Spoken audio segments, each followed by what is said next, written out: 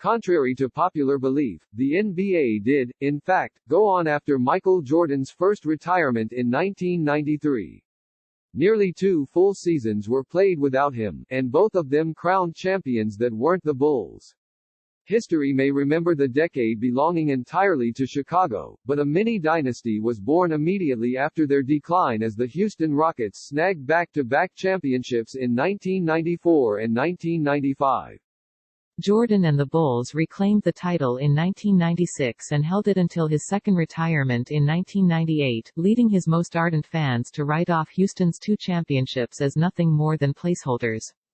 The court of public opinion has since treated them as historical footnotes. Unlike many of the Western Conference's best players during that era, they never had a chance to prove themselves in a head-to-head finals matchup with his airness himself, and without such public validation, they are subjected to more asterisk talk than any other championship in NBA history. But imagine that Jordan didn't retire in 1993. How might a matchup between his Bulls and Hakeem Olajuwon's Rockets played out? Let's dive into the greatest series we never got to see. Largely forgotten now, the Rockets of the mid-1990s were offensive innovators. Early adopters of the long ball craze that has since swept across basketball, Houston led the NBA in three-point attempts in both of their championship seasons. Robert Horry was one of the NBA's first stretch fours. Guards Vernon Maxwell, Mario Elie and Kenny Smith fired away with impunity, and for their second championship run they even managed to bring Hall of Famer Clyde Drexler in on the fun. But the sun around which all of this revolved, though, was Olajuwon. One of the greatest defensive players ever and practically inarguably history's most skilled post player, the attention Hakeem drew generated the three-pointers those Rockets loved so much. Even despite the great lengths defenses went to contain him, Olajuwon posted 2 of the greatest playoff runs in NBA history en route to his 2 titles. He averaged just under 29 points and 11 rebounds during the 1994 postseason, and then upped his scoring all the way to 33 points per game in the 1995 playoffs. Those numbers dwarf those of any Jordan Finals opponent. The highest playoff scorer he faced in reality was Charles Barkley in 1993, who put up 26.6 points per game in that postseason. For those 2 magical playoff runs, Olajuwon was completely and utterly unstoppable. He just didn't have the team around him to reach the finals during Jordan's first three-peat. His relationship with management grew so poor that he demanded a trade in 1992. The Rockets finally got their house in order by 1994, but by then, Jordan was in Birmingham, Alabama playing minor league baseball. But, as Olajuwon is quick to remind people, Jordan was back in time for the 1995 postseason. He lost to Shaquille O'Neal's Orlando Magic in the second round, a team the Rockets went on to sweep.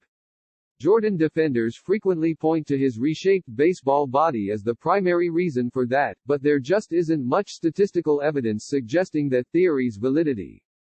Jordan averaged 31.5 points per game in the 1995 playoffs, more than he did in 3 of his 6 championship postseasons, including the 2 that immediately followed this one.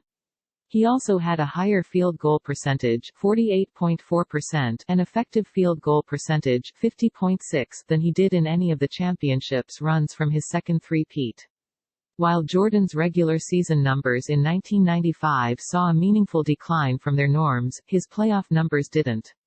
So if Jordan's baseball sojourn wasn't to blame here, what was? The natural decay of a champion. Dynasties tend to die organic deaths. After a certain number of years together, rosters age, the grind of winning year after year takes its toll and players begin to prioritize other things. O'Neal and Kobe Bryant won their first ring in 2000 and split in 2004. LeBron James's Miami Heat lasted 4 seasons, Kevin Durant's Warriors, only 3. Whether Jordan's Bulls would have met the same fate had he not retired in 1993 is unknowable, but no less an authority on dynasties than Steve Kerr, a member of those Bulls and coach of the Warriors, certainly thinks they would have. Sometimes people say to me, if Michael had stayed, you guys would have won 8 in a row. That's the most preposterous thing I have ever heard. People have no idea how emotionally draining it is for a team to keep winning, Kerr told David Aldridge and Michael Lee of The Athletic. At the very least, it's hardly a coincidence that both Chicago breakups came after their third consecutive championship. Besides Bill Russell's Celtics, no NBA team has ever won 4 in a row. Chicago's roster in that Orlando series was not equipped for championship-level competition. Virtually the entire Bulls championship frontcourt was gone by that point, as Horace Grant, Bill Cartwright and Stacey King were playing for other teams by the time Jordan returned.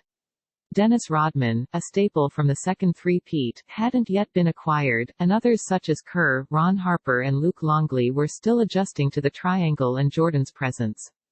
Not even Jerry Krause could rebuild a dynasty-caliber roster overnight, and not even Jordan is immune to his own teammates. The Bulls eventually did make it back to the top, but the timing simply didn't work out. Houston lost to Seattle in the 1996 postseason, and then sacrificed its three-point shooting identity in swapping Horry and Sam Cassell for Charles Barkley. The Rockets haven't been back to the finals since. It's a shame, too, because Olajuwon played Jordan as well as any star in the NBA. Very few players got the better of Michael Jordan head-to-head during his illustrious career. Hakeem Olajuwon is one of them. The two faced off 23 times in the NBA, and Olajuwon won 13 of them. Distill that down only to the years in which Chicago won championships, and Olajuwon still holds a 6-5 advantage. A quick glance at Chicago's rosters explains why.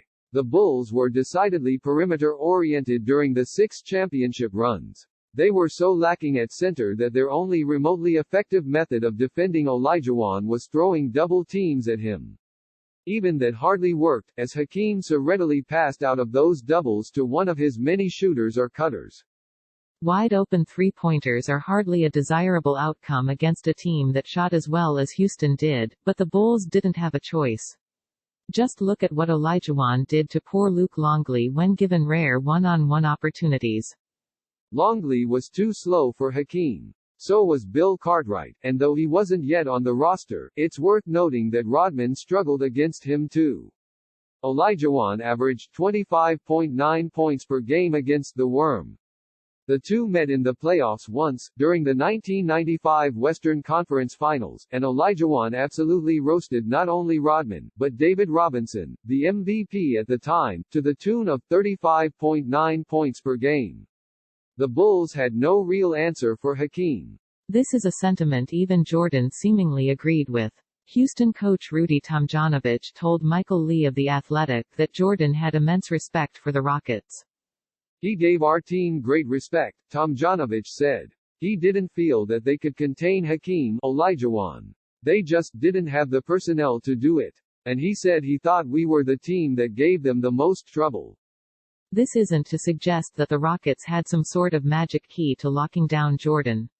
He averaged almost 31 points in his 23 matchups with Olajuwon, after all, but Houston lived by a set of defensive principles that served it well against Jordan.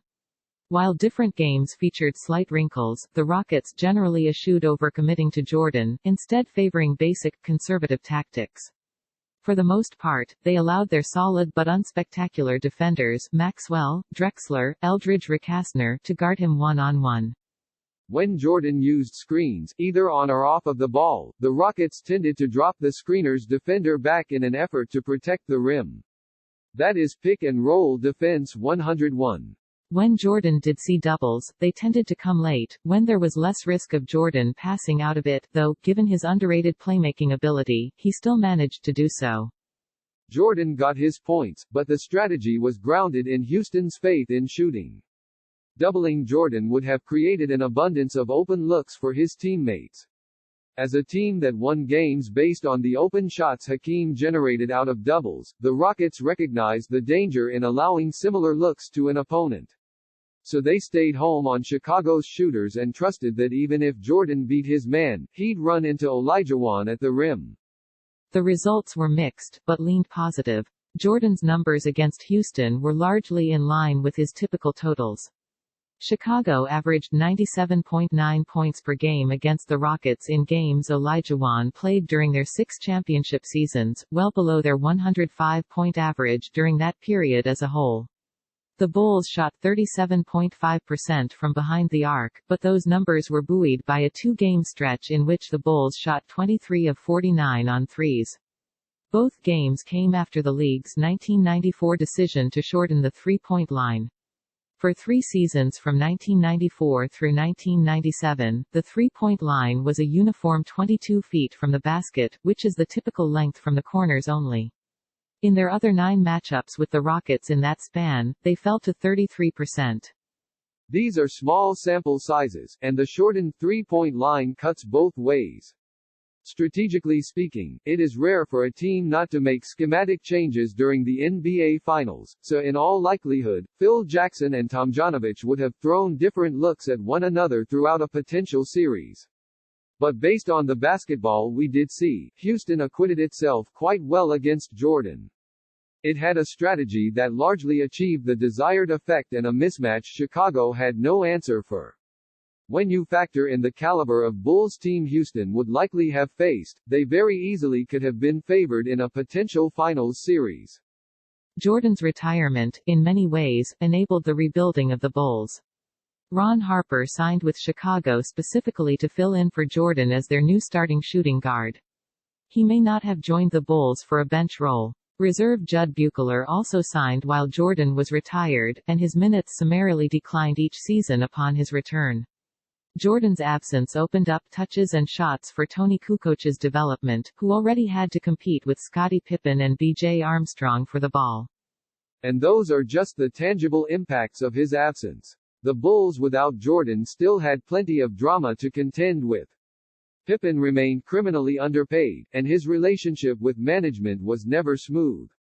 Horace Grant feuded with the front office as well, and owner Jerry Reinsdorf blasted him to the media after he left for Orlando in 1994.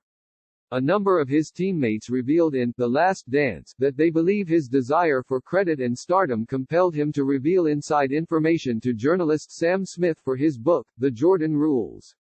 The stress of competing for a 4th straight championship could easily have exacerbated those pre-existing issues. Jordan himself has spoken openly about the stress of his 3rd championship run. A 4th might have been the breaking point. Pat Riley coined the term, disease of more to describe the phenomenon of championship teams splintering over roles, money and credit. It happened to Kobe and Shaq. It happened to Durant and Draymond Green. The Bulls would have been confronted by it in 1994. No one can say how they would have handled it, but if nothing else, it seems reasonable to suggest that championship number 4 would have proven harder, internally, than the first 3. In other words, evaluating this matchup is not as simple as lining up 2 rosters. The Bulls at that point were playing with the weight of history on their shoulders. That is a major disadvantage, and it was one that likely would have hurt them from a talent standpoint as well. A 1994 finals matchup between the Bulls and Rockets would appear to be a toss-up largely because measuring the impact Jordan would have on that roster involves too many variables. Both Grant and Armstrong made their first All-Star teams in 1994 largely thanks to the expanded offensive roles Jordan's absence afforded them. Would they have played as well with him? Probably not, but it's impossible to say for certain. Chicago was visibly declining by its 3rd championship run. The Bulls won only 57 games during the 1992-93 season, a 10-win drop from their 67-win campaign a year earlier.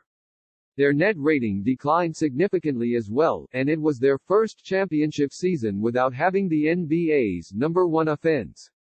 The Bulls won 55 games without Jordan a year later, but his retirement recalibrated the team completely. There are valid arguments for further decline or a revitalization.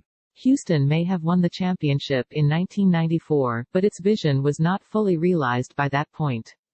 The non-shooting Otis Thorpe was still in the starting lineup, and Drexler hadn't yet been acquired.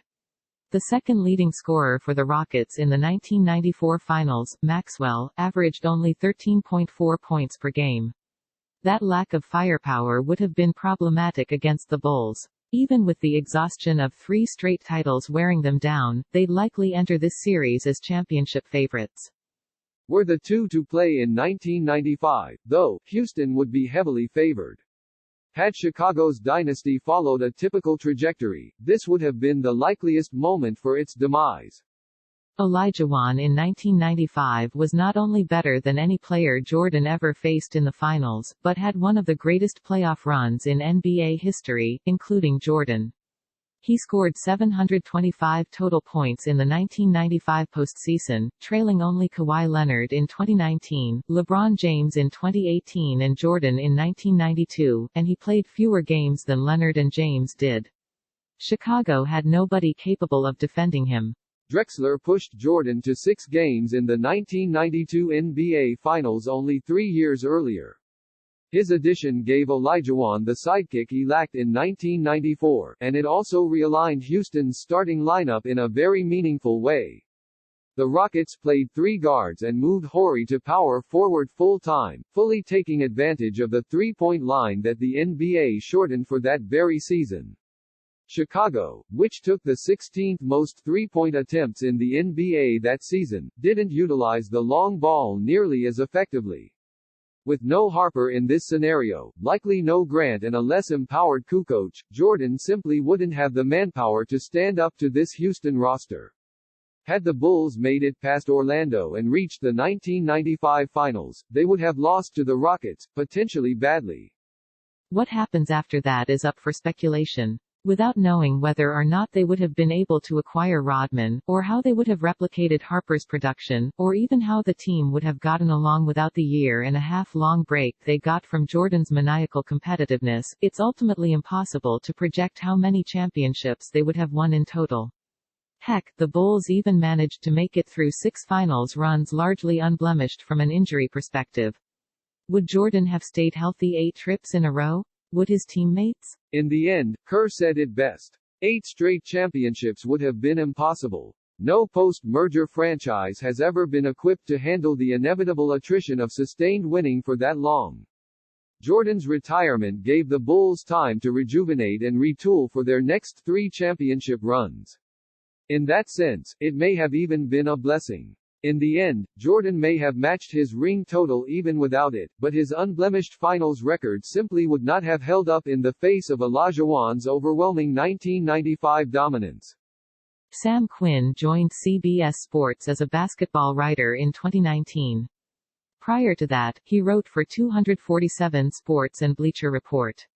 He is a New York native and NYU graduate who also has roots in Florida and California. Full bio.